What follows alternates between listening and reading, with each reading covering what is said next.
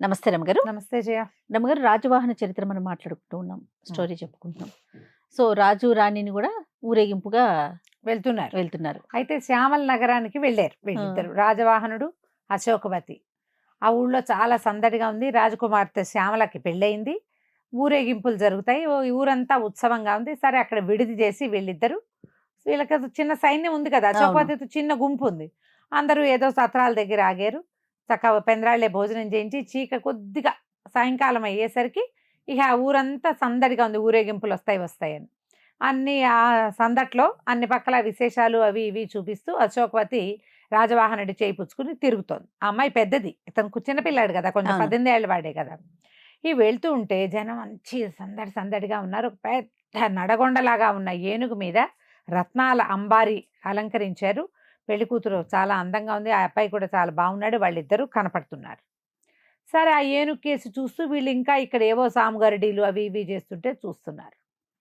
4 అడుగులు ముందుకెళ్ళారు. ఇంతలో జనం కకావికలుగా పరిగెత్తేస్తున్నారు. పరిగెడుతూ ఉంటే వీళ్ళు ఆ ఏనుగు వచ్చిన సందు దాటి పక్క సందులోకి వచ్చేసారు. ఏనుగు దాటి వచ్చేసారు బాగా. ఈ జనాలు పరిగెడుతుంటే వీళ్ళకి అర్థం కాలే, ఏం జరుగుతోంది అంటే ఒక అతను కేకలు పెడుతూ చెప్పాడు, ఏనుగుకి మదం ఎక్కింది, అంబారీ ఉన్న ఏనుగుకి మదం ఎక్కింది, దానికి ఏదో ఆహార పదార్థాలు ఇచ్చారు, ఏదో దానికి సూట్ కాంది తినేసింది, అందుకని అది పరిగెత్తేస్తోంది. జనాలు కనపడ్డ వాళ్ళందరినీ తొండంతో విసిరుకొట్టేయటం, కాళ్ళతో తొక్కేయటం, కుమ్మేయటం గందరగోళంగా ఉంది. ప్రజలంతా పరిగెడుతున్నారు.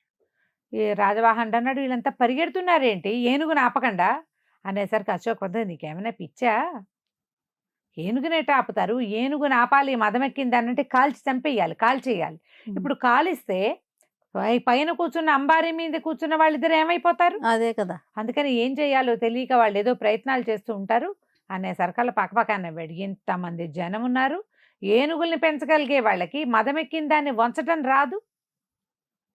రావాలి కదా.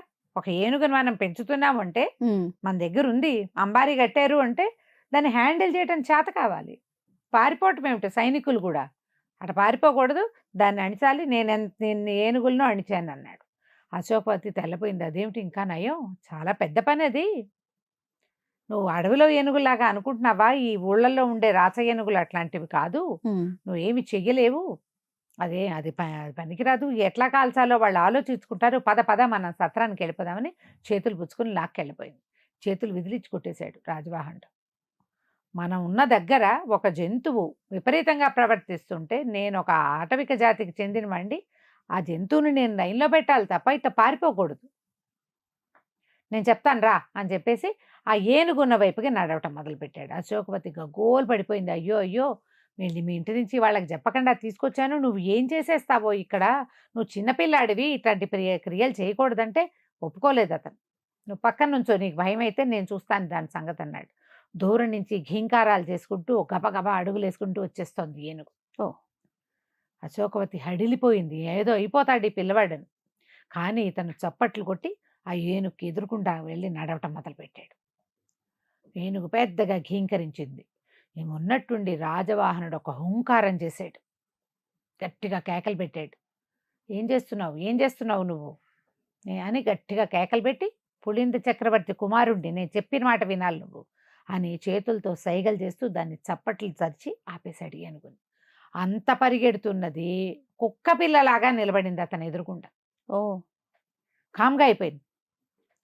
మీద చెయ్యేశాడు. ఎందుకు ఇంత ఉద్రేకం, ఏం తిన్నావు నువ్వు, నీకెవరేం పెట్టారు, నువ్వు ఒక పనిలో ఉన్నప్పుడు నిదానంగా ఉండాలి కదా అని ఏనుగుని మొహాన్ని సవరదీశాడు. కేకలు పెట్టాడు, అశోకవతి ఎక్కడున్నావు, రా అని. ఆ అశోకవతి దగ్గరకు వచ్చింది. భయం వేస్తుంది. ఏం భయం లేదు, ముట్టుకో, దీన్ని పడుకోబెడతానుండు అని ఏనుగుకి సైగలు చేసి కిందకి వంగిపోమన్నాడు.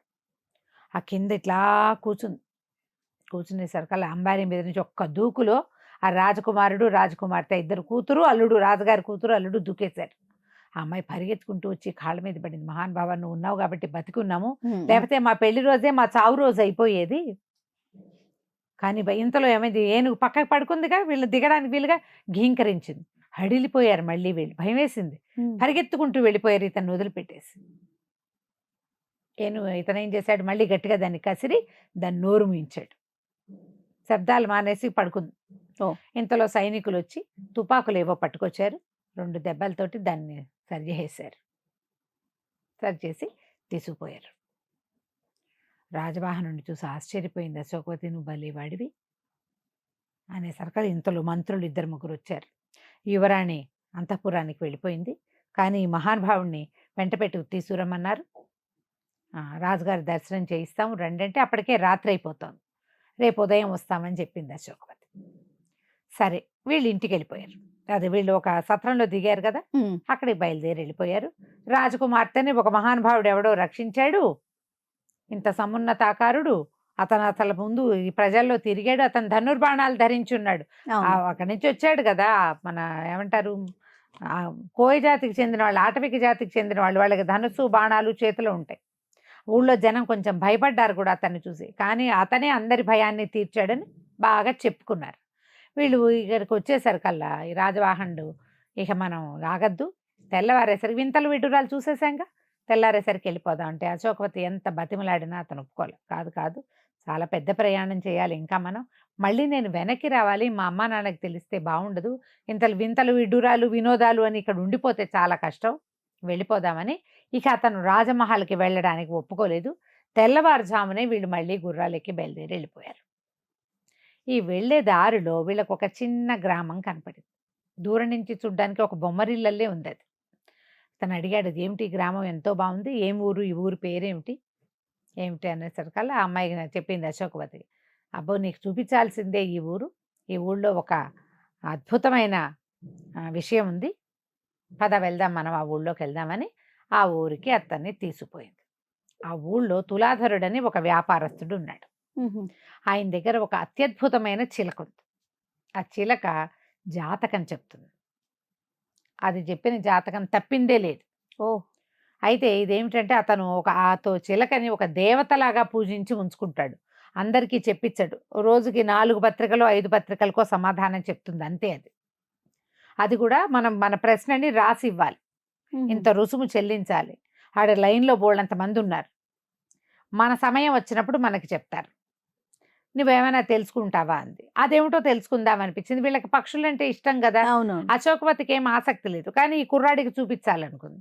వీళ్ళందరూ కలిసి ఆ తులాధరుడి దగ్గరికి పోయారు.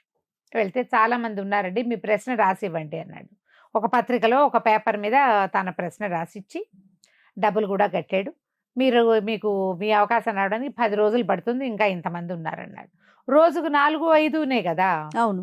సరే ఇతను ఈ లోపల ఏమైంది, అశోకవతి, అయ్య బాబా ఇంకా 10 రోజులు ఉండాలంటే ఎలాగా, సరే ప్రశ్న వేసావు, సమాధానం రావాలి కాబట్టి నువ్వు ఉండిపో, నేను వెళ్ళిపోతా మహేంద్రపూర్కి వెళ్ళిపోతాను, కొంతమంది సైనికుల్ని మళ్ళీ పంపిస్తాను, ఈ 10 రోజులు ఈ ఊళ్ళో నువ్వు కాలక్షేపం చేసుకోమంటే సరే ఉంటానన్నాడు రాజవాహనుడు. అశోకవతి చిన్నపాటి సమూహంతో వెళ్ళిపోయింది. ఇంతలో ఏమైంది, ఇతను గుర్రం వేసుకుని ఆ ఊళ్ళో అటు ఇటు తిరుగుతుంటే ఇంకొక రాజకుమారుడు ఎవరో ఇతనికి కనపడ్డాడు. ఇతను గుర్రం నడిపే విధానం అతనికి నచ్చింది. కొద్దిగా సైగలతోటి మాట్లాడుకున్నారు. తర్వాత మీరెవరు అని మాట్లాడుకున్నారు. మాట్లాడుకుంటే అతను ఈ సమీపంలోనే ఉన్న ఒక దేశపు రాజకుమారుడు. అతనికి తండ్రి ఒక పెళ్లి సంబంధం కుదిర్చాడు. ఓకే. ఆ సంబంధం తప్పించుకోవాలని ఉంది అతనికి. ఈ పెళ్లి సంబంధం తప్పుతుందా లేదా చిలక జోస్యం కనుక్కోవటానికి వచ్చాడు. అతనికి కూడా సమయం ఉంది. సరే అతను ఏమన్నాడు, 10 రోజులు ఉంది కాబట్టి మీరు గుర్రం నడిపే విధానం బాగుంది, నాకు ఈ విద్య నేర్పించారంటే చక్కగా నేను కూడా గుర్రాలు నడపడం నేర్చుకుంటాను అని 10 రోజులు వీళ్ళిద్దరూ బాగా స్నేహితులుగా అటు ఇటు తిరిగారు. రాజవాహనుడు ఆ రెండో రాజకుమారుడును. 10 రోజుల తర్వాత వీళ్ళిద్దరికీ ఒకేసారి సమయం వచ్చింది. రాజకుమారుడికేమో ఈ పెళ్లి సంబంధం తప్పిపోతుందని వచ్చింది. నీకేం వచ్చింది అంటే తనది ఓపెన్ చేసి చూసుకున్నాడు. చూసుకుంటే ఇతను ఏం రాయాలి, అందులో మన పేరు, కులము, మన ప్రాంతము రాయాలి. ఇతను తన పేరు రాసి ఆటవిక కులం అని రాశాడు. ఆటవిక కులం మీద కొట్టేయబడి ఉంది అడ్డం గీత. అంటే ఆటవిక కులం ఒప్పుకోవట్లేదు అనమాట. కింద ఏముంది, నువ్వు కోరుకుంటున్నది నీకు లభిస్తుంది, కానీ ఇప్పుడే కాదు, సమయాంతరంలో నేను కోరుకున్నది నాకు లభిస్తుందా అని అడిగాడు. దానికి ఏం సమాధానం వచ్చింది, ఇప్పుడే లభించదు, సమయాంతరంలో వేరే సమయం వచ్చాక లభిస్తుంది అని ఉంది. ఇదేం సమాధానం, ఫలానాప్పుడు అని చెప్పాల, సమయాంతరం అంటే అదెప్పుడో. పైగా ఇది నేను నమ్మను, ఎందుకంటే మేము ఆటవికులం, నేను పులింద చక్రవర్తి కుమారుణ్ణి, ఆటవికులం అనేది కొట్టేసి ఉంది అంటే ఇది నాది కాదు, ఉమ్, ఈ పేర్లు నేను రాసినవే అనుకో, కానీ నాకు కాదు, నేను దీన్ని నమ్మట్లేదు అన్నాడు. అయితే ఆ రెండో రాజకుమారుడు ఒప్పుకోలే, సుమంత్రుడు. కాదు, ఇది దీనంత పక్కాగా ఉన్న జ్యోతిష్యం ఇంకొకటి లేనే లేదు, వీళ్ళు డబ్బు కోసం చేసేది కాదు, ఆ చిలక చాలా ప్రత్యేకమైంది, అది మాట్లాడుతుంది. నువ్వు నమ్మాల్సిందే అంటే రాజవాహనుడికి నమ్మకం కుదరలే, ఎందుకంటే తన ఆటవికుడిని కాను అన్న మాట రాసి ఉంది అందులో. Yeah. దాంతో ఇతనికి పెద్దగా నచ్చలేదు. అక్కడికి వెళ్ళిపోయింది కదా అశోకవతి, ఇతని కోసం మనుషుల్ని పంపించే లోపలే, వాళ్ళు వచ్చే లోపలే ఈ సమాధానం తెలుసుకోగానే ఇతను బయలుదేరి వెళ్ళిపోయాడు.